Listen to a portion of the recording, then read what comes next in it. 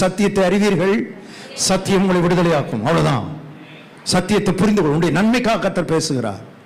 உன்னுடைய நல்ல எதிர்காலத்துக்காக கர்த்தர் பேசுகிறார். விழித்திருக்கும்படி கர்த்தர் பேசுகிறார்.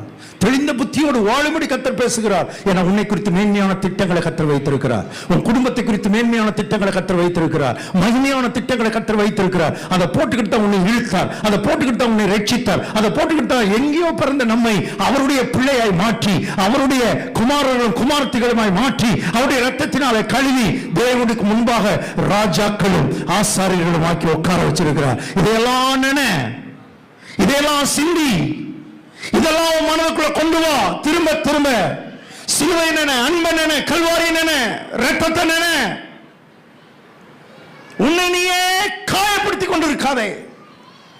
அது நீ செய்யற வேலை இல்லை, அது உன் மூலமா பிசாசு செஞ்சுக்கிட்டு இருக்கிறான். தெளிந்த புத்தியோடு